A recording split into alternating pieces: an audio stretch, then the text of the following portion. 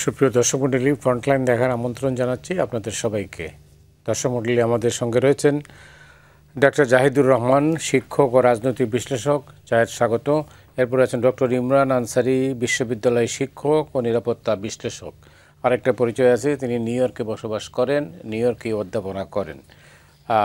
আনসারি, আপনাকেও স্বাগত জানাচ্ছি। জাহেদ, আপনাকে দিয়ে শুরু করি। সেটা হচ্ছে যে 1 জুলাই আজ ঘটনাবহুল মাসটি হচ্ছে জুলাই এবং আগস্ট বাংলাদেশের ইতিহাসে। তো 1 বছর পরে আমরা কোথায় দাঁড়িয়ে আছি, মানুষের প্রত্যাশা এবং প্রাপ্তি? ধন্যবাদ। আমরা তো এটাকে জুলাই অভ্যুত্থান বলি এবং জুলাইয়ের মধ্যে রাখার জন্যই আমরা খুবই ইমোশনালি এই জুলাই মাসকে 36 দিনে হিসাব করি। অগাস্টের এটাকে জুলাইয়ের মধ্যে আমরা নিয়ে নেই। মানে আমি আসলে আজকে বিভিন্ন জায়গায় প্রোগ্রাম হচ্ছে, সেই ছবিগুলো ভেসে আসছে। মানে আমাদের ইতিহাসের এত বড় একটা অর্জন আমরা করতে পেরেছি এই জুলাই মাসে, এটা মানে স্বর্ণাক্ষরে লিখিত থাকবে। স্বাধীন বাংলাদেশে এর চেয়ে বড় কোনো ঘটনা ঘটেনি। স্বাধীন বাংলাদেশে 71 তো আমাদের জাতীয় জীবনের সবচেয়ে বড় ঘটনা, এর কাছাকাছিও কোনো ঘটনা আসলে ঘটে নাই। এবং আমরা পারলাম, এই যে আপনি কোথায় দাঁড়িয়ে আছে, আমি যদি সব সরিয়ে রেখে বলি, আমরা শেখ হাসিনার মতো এরকম ভয়ঙ্কর একটা নিপীড়ক স্বৈরাচারকে সরাতে পেরেছি। আমি যদি বলি আর কিছুই হয় নাই আমাদের, isn't it enough? আমাদের যাত্রাপথের মেইন অবস্টেকলটা যখন আমরা সরাতে পেরেছি, এরপর পথটা নিয়ে ডিবেট হয়েছে, কোন পথে যাব, ভেহিক্যাল কি হবে, এসব নিয়ে আমরা ডিবেট করেছি, কিন্তু প্রধান কাজটা হয়ে গেছে। সেই কারণে আমি মনে করি প্রত্যেকের এই দিনে অন্তত যদি কিন্তু বাদ দিয়ে সেলিব্রেট করা উচিত। আমরা এখনো in a very right track, আমরা আমাদের গণতান্ত্রিক পুনরুদ্ধারের পথে এগোচ্ছি, মোর দেন এনাফ। এখন সমস্যা যেটা দাঁড়ালো, আপনি যেটা বলেছেন, মানুষের দিক থেকে তাদের সন্তুষ্টি কেমন, জেনারেল কোনো উত্তর নাই, কারণ মানুষ ভিন্ন, তাদের প্রত্যেকের সন্তুষ্টি ডিপেন্ড করে তার এক্সপেকটেশনের উপর। ধরুন বাংলাদেশকে কেউ তো মনে করেছে শেখ হাসিনা পতনের পর একটা ইসলামী খেলাফত কায়েম করে ফেলবো, তারা সেরকম আওয়াজ তুলেছেন। একইভাবে বাংলাদেশে কেউ একটাকে বিপ্লব বলে একটা বিপ্লবী সরকার করে ক্ষমতা কুক্ষিগত করে ফেলবেন, বিপ্লবী সরকার করবেন, করে সংবিধান ছুঁড়ে ফেলে দিতে হবে, দিয়ে তারপরে ফরমান দিয়ে দেশ চালাবেন, কোনো একদিন সংবিধান তৈরি হবে, কোনো একদিন নির্বাচন হবে। সো এই স্বপ্ন অনেকে দেখেছেন। এমনকি ডক্টর ইউনূসের সরকারকে সাংবিধানিক প্রতি বিপ্লব, তারা তো বিপ্লব বলেন। এটা এই কারণেই ইনফ্যাক্ট আমরা শুরু থেকে এই ফাইটটা আমি অন্তত খুব ক্লিয়ারলি সিরিয়াসলি করেছি যে এটা বিপ্লব না, এটা একটা গণ অভ্যুত্থান ছিল। সো তারা যারা এটা চেয়েছেন তাদের উদ্দেশ্য সফল হয়নি। কেউ চেয়েছেন 24 দিয়ে 71কে ঢেকে দেওয়া যায় কিনা, যাদের 71 খুব সুন্দর না, অন্ধকার, তারা মনে করছেন, বলেছেন সরাসরি, আমি তাদের অনেককেই বলতে দেখি যে 24 আমাদের ভবিষ্যৎ বাংলাদেশে এগিয়ে যাওয়ার জন্য সব আছে। উত্তর হচ্ছে না, 24 71 আসলে একটা এক্সটেনশন। আমরা সাম্য, মানবিক মর্যাদা, সামাজিক ন্যায় বিচারের কথা বলেছিলাম 71 পর, এত বছর পরে এগুলো আমরা অর্জন করতে পারি নাই। সো এটাও একটা ওই লড়াই, আমাদের মুক্তির সংগ্রাম, আমাদের স্বাধীনতা হয়েছে কিন্তু আমাদের মুক্তি হয়নি। তো এই লড়াইটা 24 না, 2050 সালে গিয়েও যদি আমরা একই লড়াই করতে হয়, আমি আশা করি এমন লড়াই আর করতে হবে না। এমন লড়াই করা ভালো না, এরকম বীরত্ব আসলে ভালো না। এগুলো মানে এটা খুবই সত্য কথা যে আমাদের অনেক বীরত্ব হয়েছে, কিন্তু একটা আধুনিক রাষ্ট্রে তো এরকম হওয়ার কথা না। ভাই আমেরিকায় থাকেন, ওখানে কি হয় সরিয়ে রাখি, আমাদের সাউথ এশিয়াতে খুবই বেসিক অল্প কিছুদিন হলো ডেমোক্রেসি এসছে। নেপালের রাজতন্ত্র গিয়ে ডেমোক্রেসি কয়দিন হলো এসছে, ভুটানে কয়দিন হলো এসছে, ওদের তো রক্তারক্তি হয় না। আমরা চাই কোনো একদিন না হোক, কিন্তু ওই কারণেই যে বলছি আমাদের এক একজনের এক এক চাওয়া। যেমন কারো চাওয়া ছিল সৎভাবেই বলছি আমি, সংস্কারের নামে কারো অসৎ উদ্দেশ্য আছে, আমি সেটাই যাচ্ছি না। যাদের সৎ উদ্দেশ্য আছে তারা মনে করছেন আমরা এটা সব সংস্কার করে ফেলবো, সব দল মেনে নিবে, বাংলাদেশের গণতন্ত্র ফুল প্রুফ হয়ে যাবে। তাদের পুরো ইচ্ছা পূর্ণ হবে না, তারা অসন্তুষ্ট থাকবেন, এটাই দাঁড়াবে। কিন্তু আমি মনে করি দিনের শেষে আমাদের যে অগ্রযাত্রার পথে আমরা যাচ্ছি, এবং সবাই মত যদি আমাদের সন্তুষ্ট নাও হই, আমরা যেহেতু গণতন্ত্রের কথা বলি, আমাদের তো এটা মেনে নিতে হবে। আমাদের সবার চাওয়াও সমান হবে না, সন্তুষ্টিও সমান হবে না, এবং এটা নিয়ে আমরা আগাবো, আমরা এগোতে থাকবো। নির্বাচন হবে, নির্বাচনের পরে এই বিতর্কগুলো চলবে, আলাপ আলোচনা চলবে, এবং আমি মনে করি গণতন্ত্র মাঝে মাঝে ঝগড়াঝাটিও হতে পারে, কিন্তু আমরা মূল যে কাজটা সেটা করে ফেলেছি। সো জুলাই আমি আবারও মনে করি এটাই সেলিব্রেট করা উচিত যে শেখ হাসিনা তো যেতে হতো, আপনার বাকি কোনো কাজই হতো না। আপনি দেশকে নিয়ে অসংখ্য পরিকল্পনা করেন। আমি অনেক সময় দেখেছি, অনেক প্রোগ্রাম হয়, অনেক রাজনৈতিক দল বলছে তারা এটা করবে ওটা করবে, অনেক থিঙ্ক ট্যাঙ্ক বলছে এটা করতে হবে ওটা করতে হবে, তারপরে মানুষ প্রশ্ন করতো একে কি সরাইতে পারবেন? আমি ব্যক্তিগত অনেক মানুষকে বলতে শুনেছি, সো আপনি যাই প্ল্যান করেন এনাকে তো সরানো যাবে না, উনি তো 2041 পর্যন্ত থাকবেন। তো মূল কাজটা তো করে ফেলেছি এবং সারা পৃথিবীর সামনে আমরা একটা অসাধারণ মাইল ফলক স্থাপন করতে পারলাম। গণঅভ্যুত্থান দিয়ে সরকার পতন খুব সহজ জিনিস না, এবং এটা জরুরি ব্যাপার। আরব স্প্রিং এর পর তিউনিসিয়া সহ অনেক দেশেই কিন্তু পুরো সোসাইটির মধ্যে উল্টো পাল্টা হয়ে গিয়েছিল। পরে অনেক আলাপ হয়েছে, সেটা রেজাল্ট কি। আমাদের এই সরকারের অনেক ব্যর্থতা আছে, কিন্তু এখনো মোটা দাগে আমরা খুব বেশি এনার্কির মধ্যে ঢুকে যাই নাই, আমরা খুব বেশি কেওসের মধ্যে ঢুকে যাই নাই। নির্বাচন যদি ঠিকঠাক মতো হতে পারে, এর মধ্যে অনেক এলিমেন্টস আছে এটাকে সমস্যায় ফেলার, আমার মনে হয় আমরা রাইট ট্র্যাকেই যাব। অনেক ধন্যবাদ আপনাকে ডক্টর ইমরান আনসারী। আপনি তো ওই সময়টাতে দেশের বাইরে ছিলেন, মানে নিউ ইয়র্কে ছিলেন, আমেরিকার থেকে বসে আপনি দেখেছেন এই অভ্যুত্থানটা কীরকম, কী অবস্থা, আপনার দৃষ্টিতে কী? আপনাকে অসংখ্য ধন্যবাদ। আবু সাঈদ, মুগ্ধ, অসীম যারা জীবন দিয়েছেন তাদেরকে শ্রদ্ধার সাথে স্মরণ করছি, এবং এজন্য স্মরণ করছি যে তাদের এই জীবন দেওয়ার মাধ্যমে অন্তত আমি 12 বছর পরে, আপনি জানেন যে আমি নির্বাসিত জীবনে ছিলাম, সেখান থেকে এসে আপনার সামনে কথা বলতে পেরেছি। তো ভাই যেটি বলছিলেন যে প্যারাডাইম অ্যান্ড প্যারাডাইম শিফট, তো মানুষের দেখবার দৃষ্টিভঙ্গি কিন্তু ভিন্ন, এক একজনের চাহিদা এক এক ধরনের। যেমন তিনি বলেছেন যে একদল চেয়েছিল যে এখানে একটা খেলাফত রাষ্ট্র প্রতিষ্ঠা করে ফেলবো আমরা, একদল চেয়েছিল যে না এই সংবিধানকে আমরা ছুঁড়ে ফেলে দিয়ে একটা নতুন সংবিধান তৈরি করে আমরা রাষ্ট্রকে পরিচালনা করব। আবার আমরা দেখছি যে একটা সংস্কারের মধ্য দিয়ে এই সংবিধানকে রেখেই, যেটা বিএনপি চেয়েছে, রেখে এটাকে সংস্কার করে এগিয়ে যাবার জন্য। তা আমি মনে করি যে এই ইন্টারিম গভর্নমেন্টের যে দায়িত্ব, এই সকল মত পথকে একটা ইকুইলিব্রিয়াম পয়েন্টে নিয়ে আসা।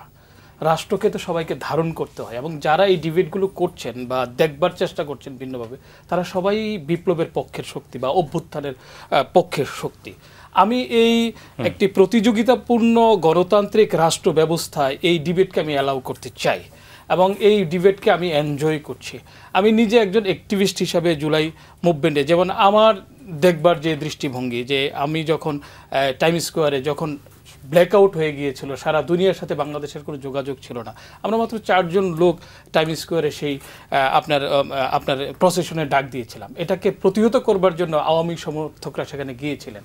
আমরা মনে করেছিলাম যে সেখানে তারা প্রতিহত করতে পারবেন, কিন্তু আমরা দেখলাম মিনিট 25-এর মধ্যে প্রায় 5000 লোক সেখানে জড়ো হয়ে গেলেন, এবং সন্ধ্যা নাগাদ 8টা পর্যন্ত যখন আমরা করলাম, তখন পুলিশ বলল যে আমরা আর কন্ট্রোলে রাখতে পারছি না, প্রায় 10,000 লোক সেখানে চলে আসছিল।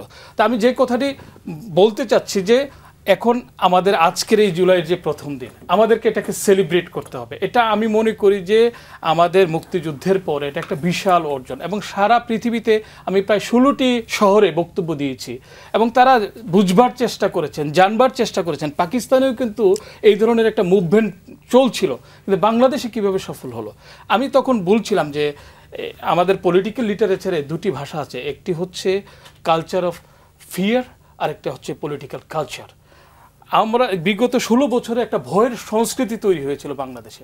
আবু সাঈদ তার জীবন দিয়ে বুক পেতে সেই ভয়ের সংস্কৃতিকে যখন ভেঙে দিয়েছিল, তখনই কিন্তু সারা বাংলাদেশের মানুষ, প্রবাসী বাংলাদেশিরা সহ সবাই কিন্তু একযোগে মাঠে নেমেছিল, এবং সেই মাঠে নামার কারণেই কিন্তু আমরা একটা নতুন বাংলাদেশ পেয়েছি। সেই নতুন বাংলাদেশে আমরা স্বপ্ন দেখছি, সেখানে ডেমোক্রেসি প্রতিষ্ঠিত হবে, সেখানে দ্রুত নির্বাচন হবে, সেই ব্যবস্থার মধ্যে রুল অফ ল, বিশেষ করে আইনের শাসন কায়েম হবে, সংবাদ মাধ্যমের স্বাধীনতা থাকবে, কালো আইন তৈরি করে সাংবাদিকদেরকে গ্রেপ্তার করা হবে না, কোনো লোক গুমের শিকার হবে না। সেই স্বপ্ন আমরা দেখবার যে সুযোগ পেয়েছি, আমি মনে করছি যে বাংলাদেশ একটি রাইট ট্র্যাকেই বাংলাদেশ গেছে।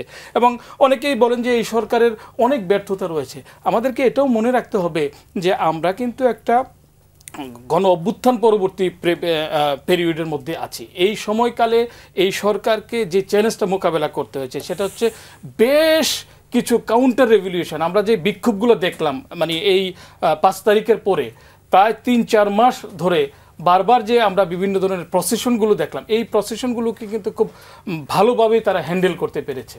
এবং তার পাশাপাশি ব্যাংকগুলো লুটপাট হয়েছিল এই সরকারের আমলে, এই ব্যাংকগুলোকে, অর্থনৈতিক প্রতিষ্ঠানগুলোকে একটা শৃঙ্খলায় আনবার কিন্তু তারা চেষ্টা চালিয়ে যাচ্ছেন এবং ব্যাংকগুলোকে একটা জবাবদিহিতার আওতায়, একটা ট্রান্সপারেন্সির জায়গায়, একটা জবাবদিহিতার জায়গায় কিন্তু আনবার তারা চেষ্টা করে যাচ্ছেন।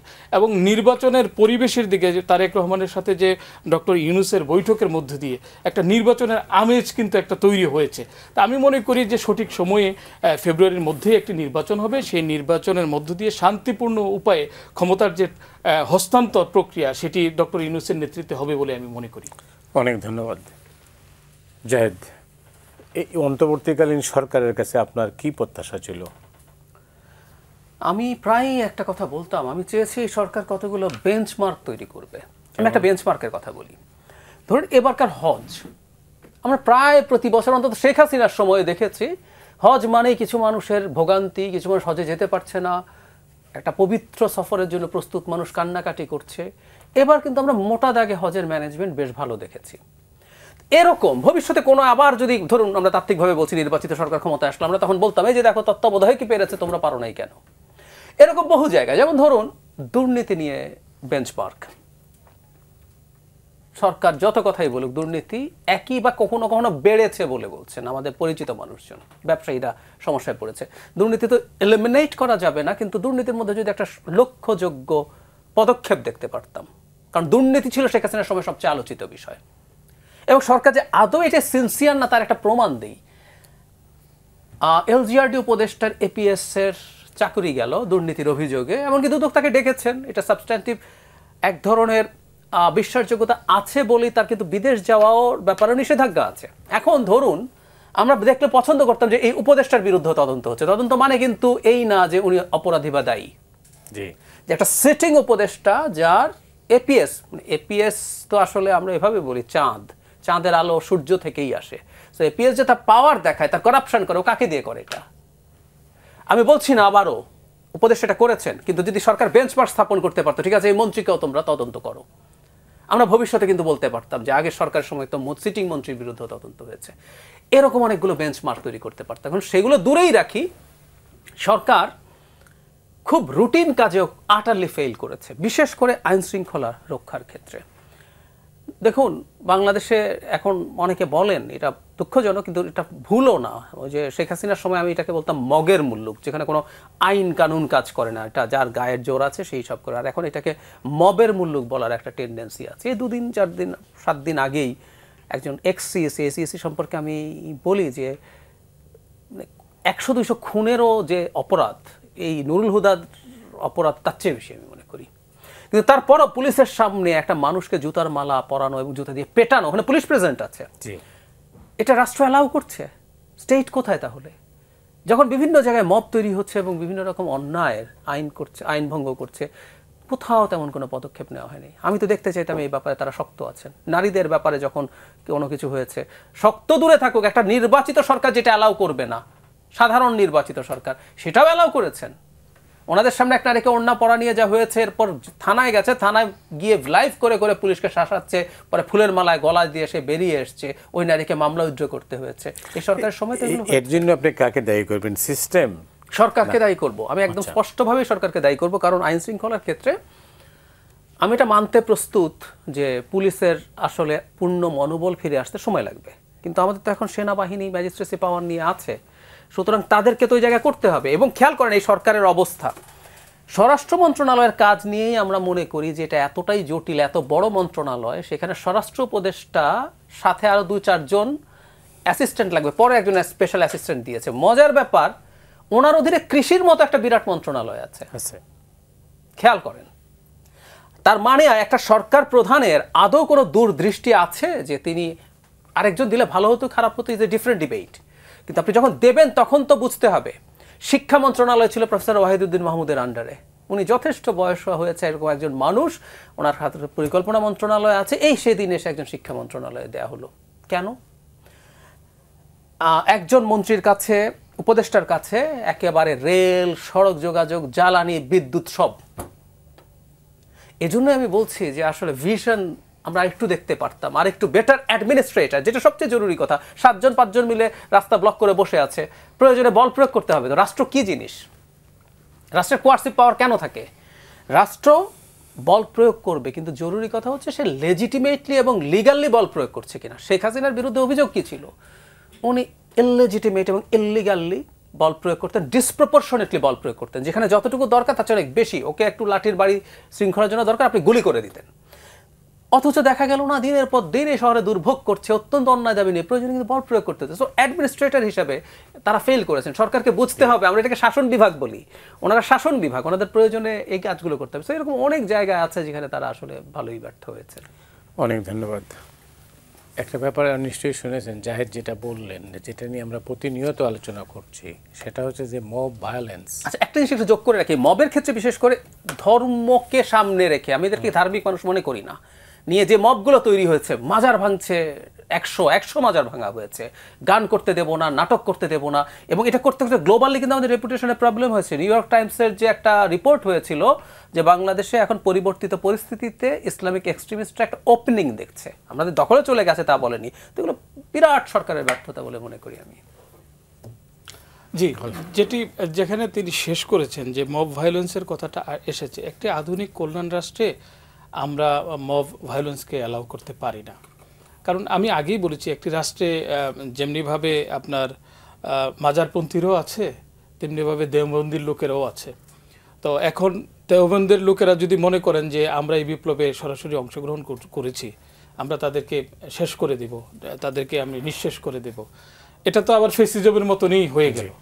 এখন তাদের মতামত থাকতে পারে, মাজারে অশ্লীল কাজ হয় বা অনৈতিক কোনো কাজ থাকলে তার বিরুদ্ধে সে মতামত তৈরি করতে পারে, তার জনমত ক্রিয়েট করতে পারে। প্রয়োজনে যদি আইনের কোনো ব্যত্যয় ঘটে থাকে সেখানে আইনের আশ্রয় পর্যন্ত নিয়ে থাকে, কিন্তু আইন হাতে নেবার অধিকার তো কারো নেই। তো সেই জায়গায় কিন্তু আমাদেরকে আজকে চিন্তা করতে হবে। আমি যে বিষয়টা যেটা আমাকে যদি জিজ্ঞেস করেন যে আপনার কি প্রত্যাশা ছিল, আমার প্রত্যাশা ছিল এই বিপ্লবের পরে যে শিক্ষা ব্যবস্থার একটা আমূল সংস্কারের উদ্যোগে এই সরকার নেবেন।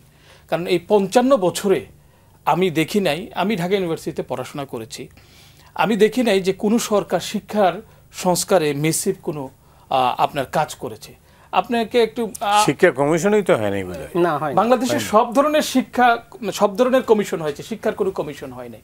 আজকে দেখেন, আমি খুব অবাক হয়েছি, বাংলাদেশের ইউনিভার্সিটির বড় বড় অধ্যাপকদের প্লেজারিয়াজমের একটা অভিযোগ আসছে যে তারা হুবহুব লিখে পিএইচডি থিসিস জমা দিয়েছেন। দুর্ভাগ্য হলো সত্য, আমি ঢাকা ইউনিভার্সিটিতে যখন পড়েছি তখন কিভাবে প্লেজারিজম হয় এবং কিভাবে এই প্লেজারিজম থেকে একজন স্টুডেন্ট উত্তরণ ঘটাতে পারে তা কিন্তু আমাদেরকে শিক্ষা দেয়নি। কিন্তু মাস্টার্সে যখন আমি নিউ জার্সি সিটি ইউনিভার্সিটিতে ভর্তি হয়েছি তখন প্রথম ক্লাসটাই ছিল কিভাবে একটা পেপার লিখতে হবে, কিভাবে আমি কপি পেস্ট থেকে আমার নিজেকে আমি উত্তরণ ঘটাতে পারবো, কিভাবে আমি ক্রিটিক্যাল থিঙ্কিং আমি করব। আমার মেয়ে ক্লাস 4-এ থাকতে সে ক্রিটিক্যাল থিঙ্কিং এর সাথে পরিচিত। আজকে মাস্টার্সের একটা ছেলেকে জিজ্ঞেস করেন, সে কিন্তু ক্রিটিক্যাল থিঙ্কিংয়ের সাথে পরিচিত নয়। আজকে স্বাধীনতার 55 বছরে বাংলাদেশের যে ঢাকা বিশ্ববিদ্যালয় বা বুয়েট বলেন, বুয়েটের প্রচুর ছেলে মেয়ে আমেরিকার বিভিন্ন বড় বড় ইউনিভার্সিটির অধ্যাপক, কিন্তু বুয়েটও কিন্তু আজকে একটা রিসার্চ ইউনিভার্সিটি হতে পারে না। আমেরিকাতে 2 ধরনের ইউনিভার্সিটি, একটা হলো রিসার্চ ইউনিভার্সিটি আর একটা হচ্ছে টিচিং ইউনিভার্সিটি। আমাদের সব ইউনিভার্সিটিগুলো কিন্তু এখনও টিচিং ইউনিভার্সিটি হিসেবে আবির্ভূত হচ্ছে।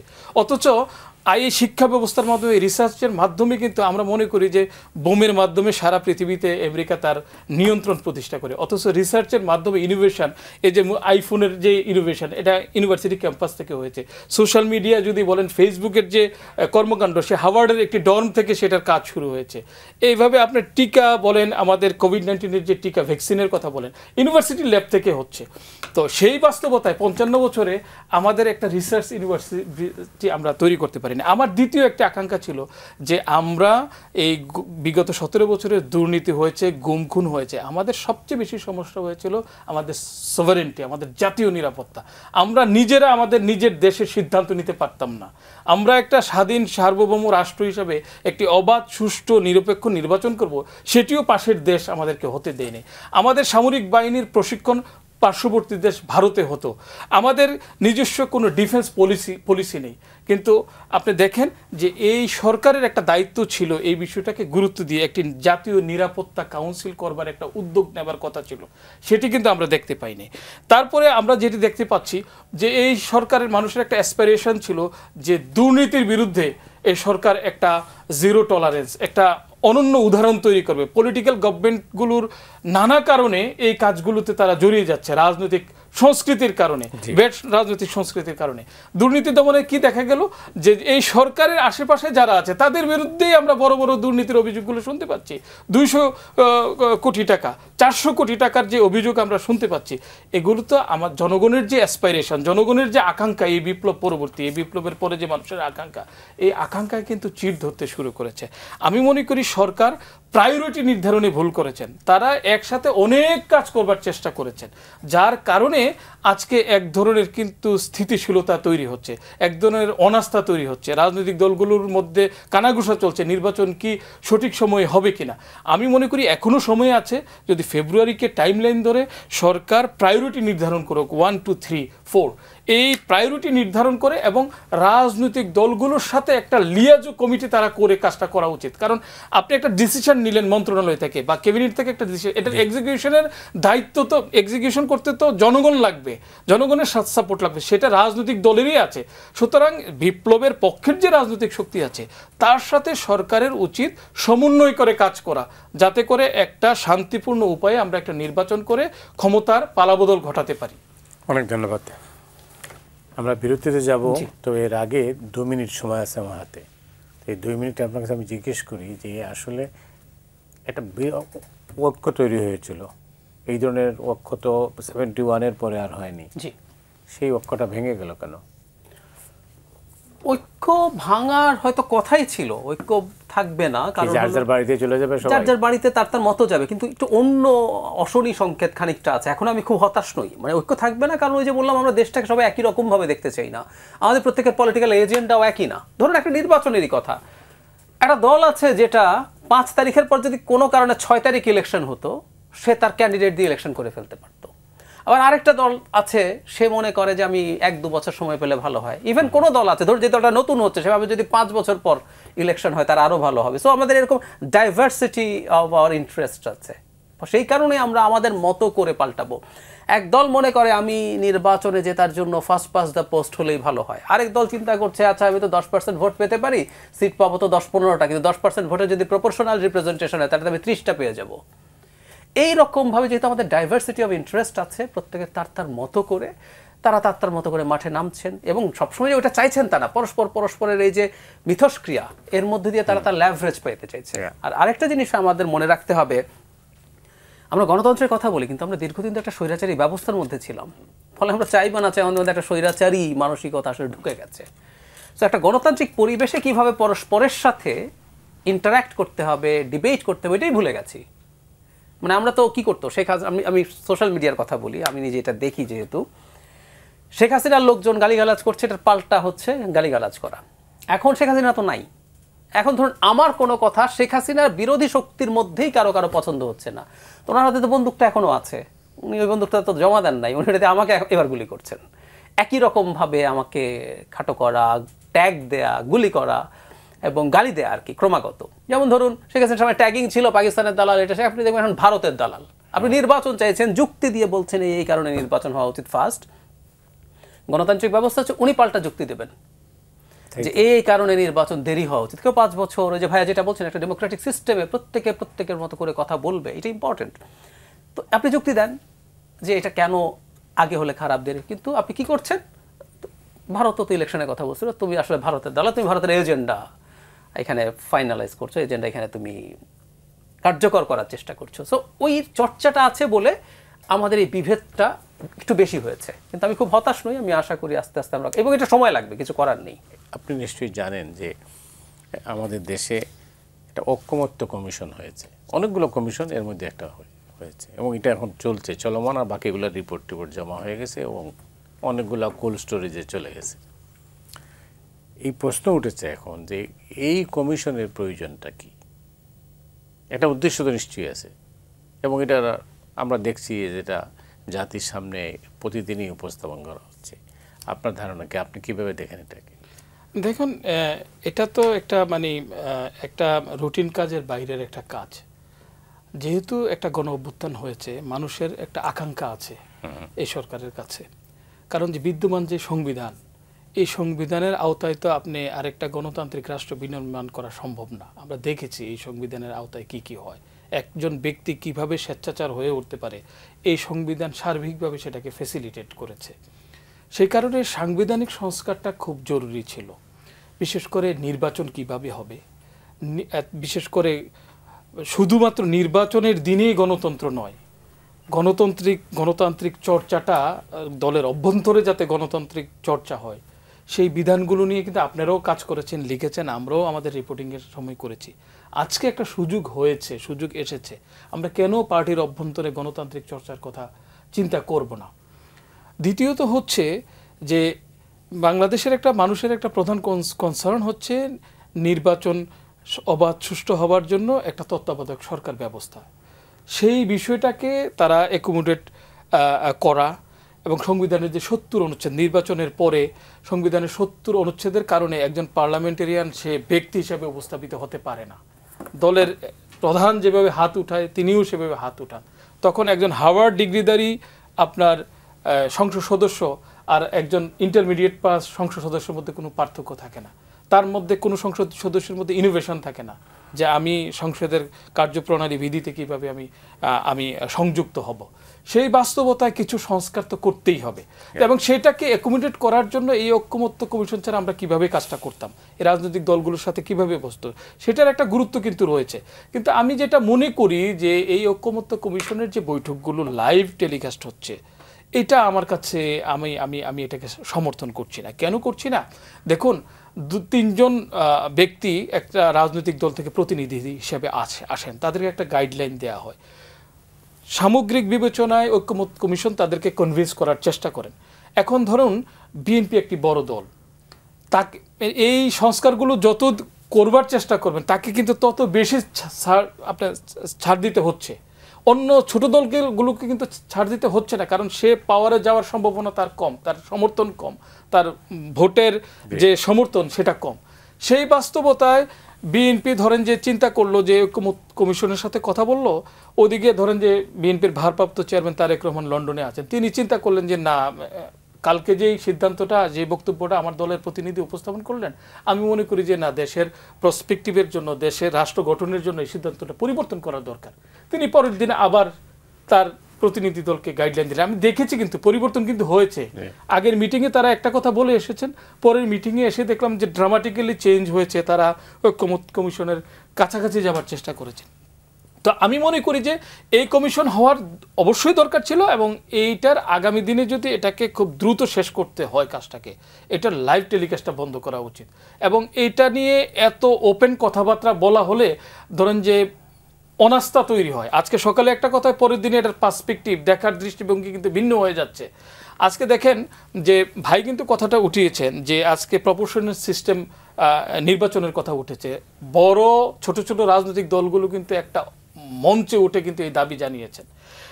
আমি মনে করি ধরেন যে এই বর্তমান বিদ্যমান রাজনৈতিক কালচারে এই সংখ্যানুপাতিক যে ব্যবস্থা, এটা আমি সমর্থন করি না। কেন করি না? বাংলাদেশের রাজনৈতিক দলগুলোর মধ্যে তো আপনার আভ্যন্তরীণ গণতান্ত্রিক চর্চাই নেই, দলের নেতাই তো আপনার ভোটে নির্বাচিত হতে পারে না। তাহলে কি হবে? তাহলে এক ব্যক্তি সব কিছু ঠিক করে দিবেন যে কে আপনার এমপি হবেন, 1, 2, 3 এই সারের হবেন। তাহলে সমাধানটা কি? সমাধানটা হচ্ছে আমরা মিক্স মেথড প্রপোর্শনের একটা সিস্টেমে যেতে পারি। কেমন সেটা জার্মানিতে আছে। আমি পুরোপুরি জার্মানির আদলটাকে আমি গ্রহণ করতে চাই না। যেমন আপনি যদি আপার হাউস এবং লোয়ার হাউস করেন, আপনি নিম্নকক্ষে কোনোভাবেই আপনি প্রপোর্শনাল সিস্টেম করা ঠিক হবে না। এটা আপনার এলাকার থেকে যে রাজনৈতিক নেতৃত্ব, ব্যক্তির যে রাজনৈতিক নেতা হিসাবে গড়ে ওঠা, এটাকে প্রতিবন্ধকতা তৈরি করবে। এখানে ছোট ছোট দলগুলো এখানে সুযোগ পাবেন, কিন্তু আমাদের চারপাশে কিন্তু ভারত আছে কিন্তু সেখানে কিন্তু সে ইচ্ছা করলেই একটা গ্রুপকে দাঁড় করিয়ে তার রিপ্রেজেন্টেশন সেখানে নিশ্চিত করতে পারবে। সেই জায়গায় আমি মনে করি যে উচ্চ কক্ষের জন্য আপনি প্রপোর্শনাল সিস্টেমে আপনি সিস্টেম চালু করতে পারেন এবং মহিলা আপনার যে সংরক্ষিত আসন আছে সেখানে আপনি প্রপোর্শনাল সিস্টেমটাকে আপনি চালু করতে পারেন। তাহলে কি আপার হাউস এবং লোয়ার হাউসের মধ্যে একটা ব্যালেন্স তৈরি হবে। সেই জায়গায় যদি এখনই আপনি রাজনৈতিক সংস্কৃতির চেঞ্জ না করে, দলের অভ্যন্তরে গণতান্ত্রিক মূল্যবোধ প্রতিষ্ঠা না করে যদি আপনি এগুলো করতে যান, সব কিছু কিন্তু সিস্টেম ভেঙে যাবে। এবং আমি মনে করি যে এটা যদি করতে হয় তার জন্য আমাদেরকে সময় নিতে হবে। এজন্য আমাদেরকে শুরু করতে হবে উচ্চ কক্ষ দিয়ে এবং মহিলা সংসদ সদস্যদেরকে দিয়ে কিন্তু শুরু করতে হবে। অনেক ধন্যবাদ। জাহিদের কি কোনো ভিন্ন চিন্তা? না, একেবারেই ভিন্ন না। এটা নিয়ে আমরা দীর্ঘদিন থেকে আলাপ করেছি। আমি তাদের চাওয়ার কারণটা বলতে গেছি। হঠাৎ করে অলমোস্ট একটা রিজলভড ইস্যু। খেয়াল করবেন, সংবিধান সংশোধন কমিশন যখন প্রপোজাল দেয় সেখানেও কিন্তু লোয়ার হাউসের জন্য এই প্রপোজাল ছিল না। ঐক্যমত্য কমিশনেও আলোচনা হচ্ছে আপার হাউসের জন্য, সেটা নিয়েই ডিবেট, কারণ বিএনপি এটা চাইছে না, তারা হঠাৎ করে আবার এটা চাইছেন। সেজন্য বলছি যে অনেক ক্ষেত্রে সন্দেহ হতে পারে যে তাদের ভিন্ন কোনো উদ্দেশ্য আছে কিনা। এগুলো নিয়ে আমরা অনেক আলাপ করেছি, বছরের পর বছর এগুলো নিয়ে কথা হয়েছে। আমাদের মতো দেশে একটা সরকার স্টেবিলিটি ইজ আ মাস্ট। আমরা আর্টিকেল 70 যেভাবে রেখেছি ঠিক হয় না, এটা সংশোধন করে এখন রাখবো, কিন্তু আর্টিকেল 70 অন্তত আস্থা ভোটের ক্ষেত্রে দেওয়া যাবে না। এটা আমাদের মতো দেশের জন্য দরকার, নাহলে কাল সকালে যে কেউ কতগুলো এমপি টেমপি কিনে সরকারই টিকবে না আমাদের। তো এইসব নিয়ে নতুন রিজলভ ইস্যুতে নতুন করে তারা ডিবেট তৈরি করছেন আর কি। সরকারের ধারাবাহিকতা বজায় রাখবার জন্য এই মুহূর্তে এই সংখ্যানুপাতিক এই নির্বাচনের ব্যবস্থা আমি মনে করি যে সংকট তৈরি করবে।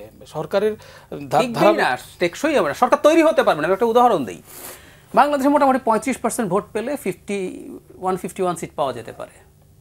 তো 35% ভোট মানে 105টা সিট প্রপোর্শনাল রিপ্রেজেন্টেশন, তার আরও 36টা সিট লাগবে।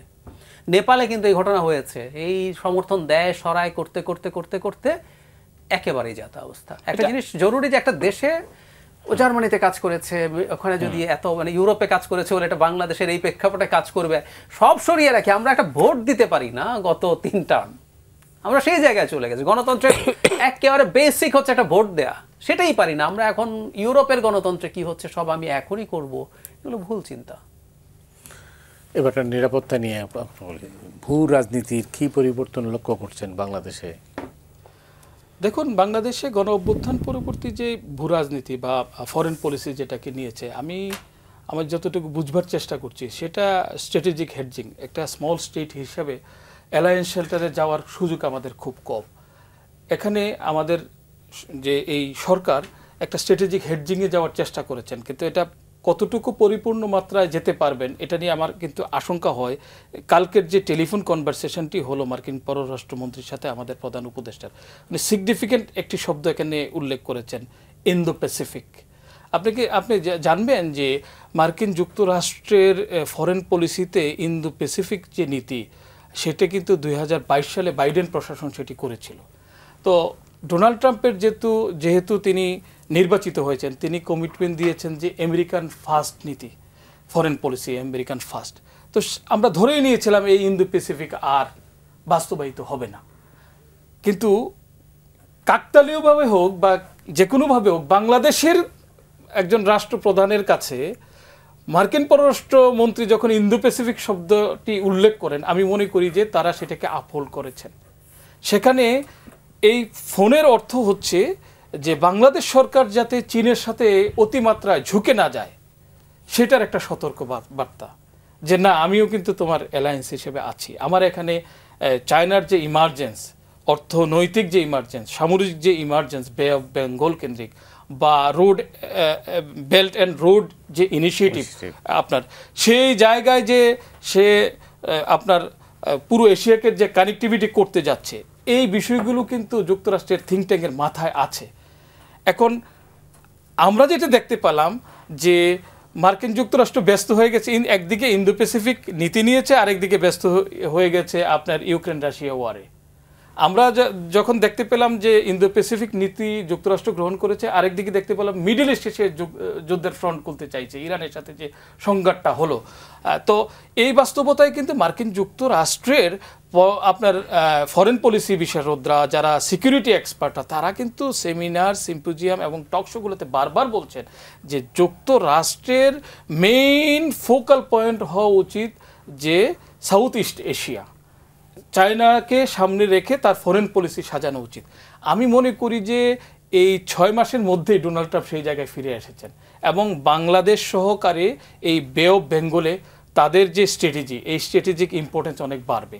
এবং আপনি হয়তো জানবেন যে অনেকেই হয়তো মনে করেন এই ইন্দো প্যাসিফিক নীতির একটা বড় শর্ত ছিল যে তারা ডেমোক্রেটিক প্রসেসকে আফল করবেন তাদের অ্যালায়েন্স কান্ট্রির সাথে, সেখান থেকে কিন্তু বাজেট কাট করে দিয়েছিলেন। কিন্তু এই ইন্দো প্যাসিফিক শব্দ উল্লেখ করার মধ্য দিয়ে আমি মনে করি যে তারা এই জায়গায় আবার ফিরে আসবেন, আবার সেই গণতান্ত্রিক পুনরুদ্ধারের জায়গাতে এই মার্কিন যুক্তরাষ্ট্র ফিরে আসবেন।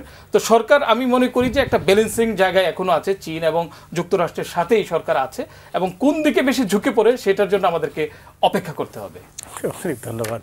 আমি এখানে একটা জিনিস যোগ করতে চাই, খুবই চমৎকার বলেছেন ভাইয়া। আমিও খুব মনে করি যে ইন্দো প্যাসিফিক স্ট্র্যাটেজিতে আসবে। ওবামা যখন প্রথম ক্ষমতায় আসে উনি পিভট টু এশিয়া করেছিলেন, এবং এই যে ইন্দো প্যাসিফিক স্ট্র্যাটেজির আগে এটা এশিয়া প্যাসিফিক স্ট্র্যাটেজি ছিল। পরে ইন্ডিয়ান ওশেন, ওই যে জাপানের প্রাইম মিনিস্টার ছিলেন শিনজো আবেই, উনি বলছেন যে চায়নাকে শুধু তার ডোর স্টেপে না, ওর তো এদিক থেকে সে আরও তার সমুদ্র যোগাযোগ আছে, তো ইন্ডিয়ান ওশেনের মধ্যে যুক্ত করতে হবে, কারণ সে অল্টারনেটিভ পথ খুলছে। আমি যে জিনিসটা যোগ করতে চাই, আমি গতকাল এটা দেখার সাথে সাথে আমার হঠাৎ করে একটা চিন্তা মাথায় ঘুরলো, এটার মানে কিন্তু অন্য সব কিছুর সাথে মিয়ানমারও একটা ইস্যু। আচ্ছা, মিয়ানমার কেন ইন্দো প্যাসিফিক স্ট্র্যাটেজির পার্ট একটু বলি। চায়না তার স্ট্র্যাটেজিক একটা উইকনেস আছে সবসময়, একটা চোখ পয়েন্ট বলে জিওপলিটিক্সের ভাষায়, সেটা হচ্ছে মালাক্কা স্ট্রেইট। মালাক্কা স্ট্রেইট দিয়ে তার জ্বালানি আসে, শিপিং চলে, কোনো একটা ভবিষ্যতের কনফ্লিক্টে বা যুদ্ধে মালাক্কা স্ট্রেইট বন্ধ হয়ে যেতে পারে। তো চায়না যেটা করছে সেটার অল্টারনেটিভ পথ খুঁজছে। একটা হলো চায়না পাকিস্তান ইকোনমিক করিডোর দিয়ে গোয়াদার পোর্ট হয়ে সেটা সিনজিয়াংয়ে যায়, আগেই ঢুকে যেতে পারে। আরেকটা হচ্ছে এই মিয়ানমারের রাখাইনের কিয়াকফিউ যে ডিপ সি পোর্ট আছে, সেখানে শুধু ডিপ সি পোর্ট না, ওখান থেকে তার তেলের এবং গ্যাসের পাইপলাইন চলে গেছে। এখানে যাবতীয় যত ইন্টারেস্ট আমেরিকা, সেটা হচ্ছে চায়নার সাথে চায়নার সাথে আপনি ফাইট করা। এখন ইন্দো প্যাসিফিক, এটাও ইন্দো প্যাসিফিক স্ট্র্যাটেজির কিন্তু একটা পার্ট, এটা একদম সিকিউরিটির পার্ট আর কি। ভাই যেটা বলছেন রাইটলি, এর মধ্যে আবার কিন্তু ইকোনমিকও ব্যাপার আছে। IPEF একটা আছে, ওটা আলাদা, ওটা ইকোনমিক, যে ওইদিকেও দেখার, মানে ওরা চাইছে তাদের এই ছাতার নিচে সবাইকে ঢুকিয়ে ফেলে। এবং মূল কারণ হচ্ছে, আপনি যদি IPS এর মেইন পেপারটা পড়েন, ওর রিডিং বিটুইন লাইনস, এবং এখানে কি বার্মা অ্যাক্টের কোনো বার্মা বাস্তবায়নেরও বিষয়টাও আমি মনে করি যে একটা গুরুত্বপূর্ণ পার্ট, প্রত্যেকটা ইন্দো প্যাসিফিকের পার্ট। কারণ আপনি চায়নাকে যখন ধরতে যাচ্ছেন, মালাক্কা না, ওখানে ধরবেন, এখানে ধরবেন, পাকিস্তানের গোয়াদার যত জায়গায় আপনি আসলে তাকে প্রবলেমে ফেলতে পারেন সেই চেষ্টা করবেন। এবং একটা বিখ্যাত শব্দ তারা ইন্দো প্যাসিফিকের ক্ষেত্রে ব্যবহার করে, free and open Indo Pacific. এটা এইদিকে যেমন আছে চায়নার নাই, ওই যে তার সাউথ চায়না সিতে সে আবার বিরাট অংশ দাবি করে, সে নিজের অংশ দাবি করে, আমেরিকা ওখানে ফ্রিডম অফ নেভিগেশন করে, তার ওয়ারশিপ ওখান দিয়ে চালায়। সো এই যাবতীয় পরিকল্পনার পার্ট এখন আমাদের জন্য ইমিডিয়েটলি প্রবলেম, কারণ রোহিঙ্গা নিয়ে দুটো ঘটনা ঘটছে। একটা হলো করিডোর দেওয়ার আলাপ, আরেকটা রিসেন্টলি ইন্টারন্যাশনাল ক্রাইসিস গ্রুপের একটা রিপোর্ট হয়েছে, যেটা নিয়ে BBC বাংলা আবার একটা সরেজমিন রিপোর্ট করেছে। সেখানে একটা অবিশ্বাস্য এবং ভয়ঙ্কর তথ্য আছে। ওখানে ফেস দেখায়নি এমন কয়েকজন রোহিঙ্গা বলছেন যে তাদেরকে এখন বলা হচ্ছে, এবং তারা দাবি করছেন বাংলাদেশ সরকারও এই ব্যাপারে তাদেরকে সাহায্য করছে, যে জিহাদ শব্দটা ব্যবহার করছেন, জিহাদ করতে হবে আরাকান আর্মির বিরুদ্ধে। আরসা, RSO এগুলো তো আমাদের এখানে ছিল, ইসলামিক মাহাদ ছিল, এরা সবাই মিলে, এবং তাদের নাকি বর্ডারে ইন্টারন্যাশনাল ক্রাইসিস গ্রুপের রিপোর্ট অনুযায়ী ফিজিক্যাল ট্রেনিং নাকি তারা শুরু করেছে।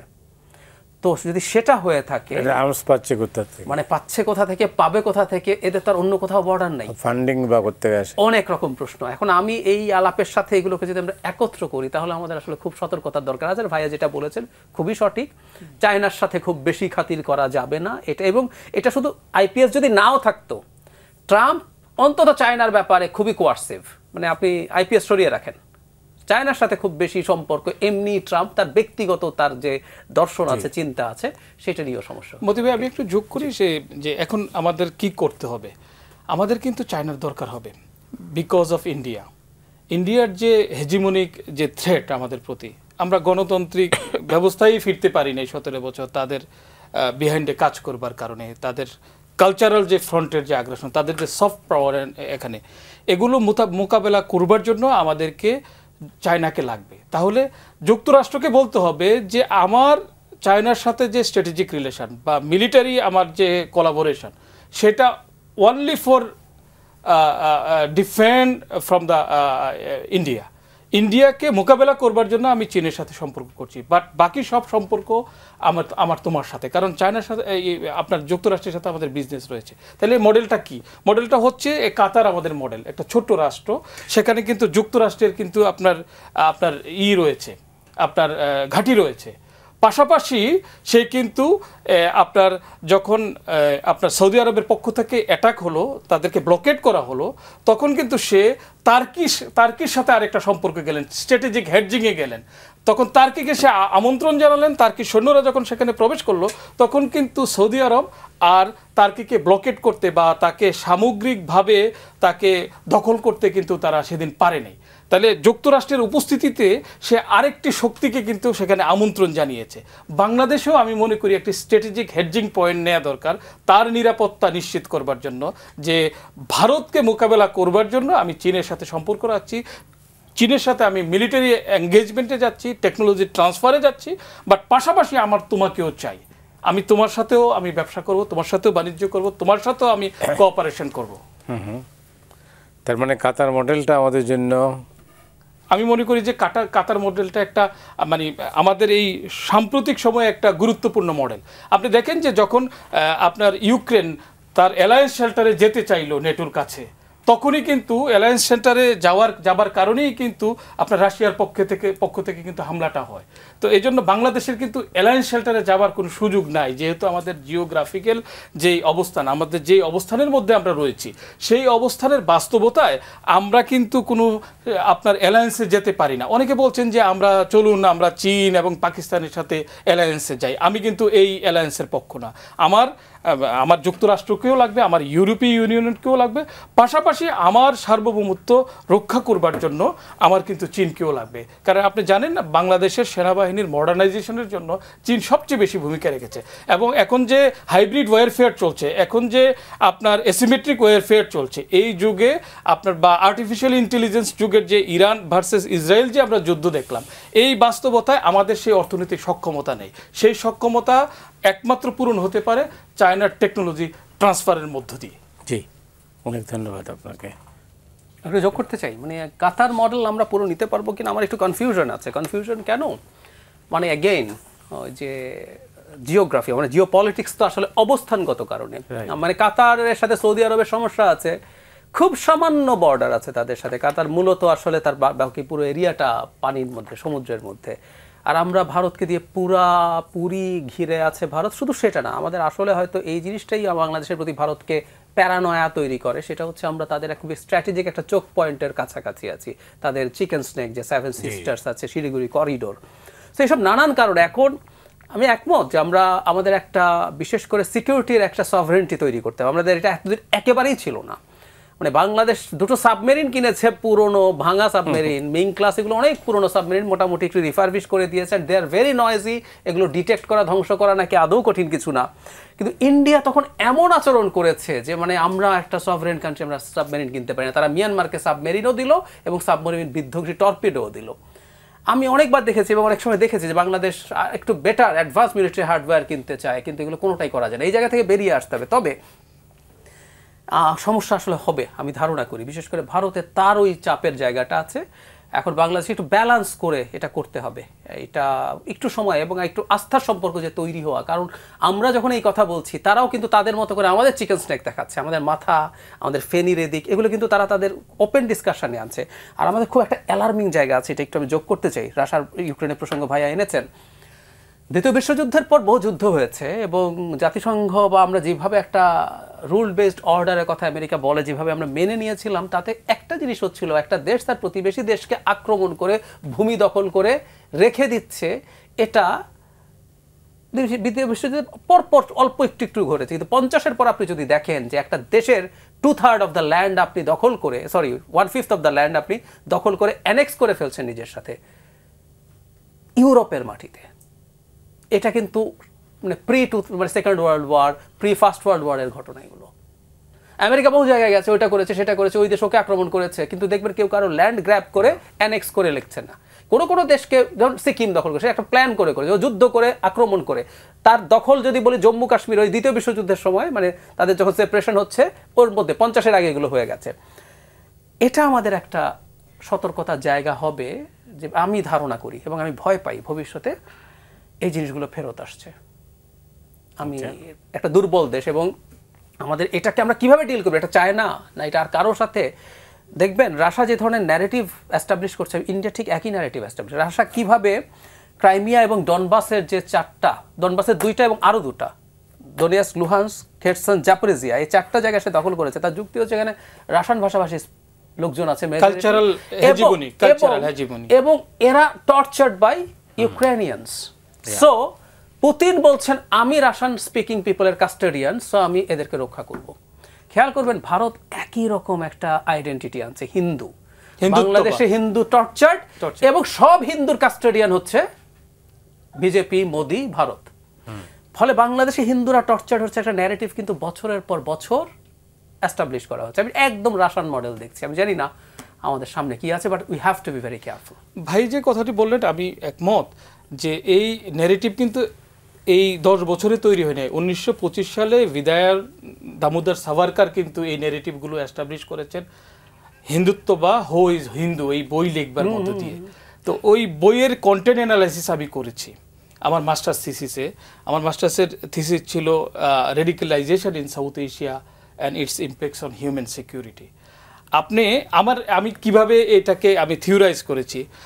অনেকগুলো রিসার্চ বেরিয়েছে আমেরিকায়, যে কিভাবে কোরআনের আয়াতকে ব্যবহার করে ইসলামিক টেরোরিজম হয়েছে, কিভাবে কোরআনের আয়াত ব্যবহার করে আইসিসের উত্থান হয়েছে, বা আমরা যেগুলোকে বলি যে এক্সট্রিম গ্রুপ।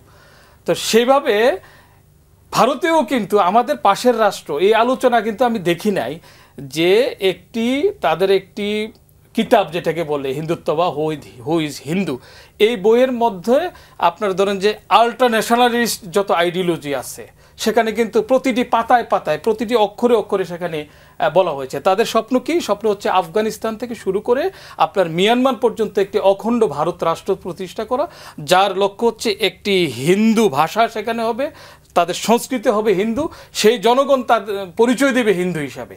সেই ন্যারেটিভের আপগ্রেড ভার্সন কিন্তু আরএসএস এর মধ্য দিয়ে হয়েছে, এবং রাজনৈতিকভাবে আমরা বিজেপির মধ্য দিয়ে দেখেছি।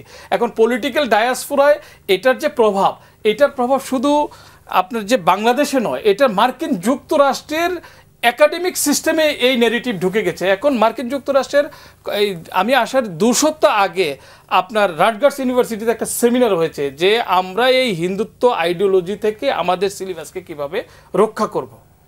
আপনি দেখুন তাদের যে ওয়ার্ল্ড ওয়াইড যে মিশন, সেই মিশন নিয়ে কিন্তু তারা নেমেছে। সুতরাং এই ন্যারেটিভের বিপরীতে আমাদের পাবলিক স্ফিয়ারে কিন্তু কোনো আলোচনা নাই, আমাদের কালচারাল ফ্রন্টে কোনো আলোচনা নাই।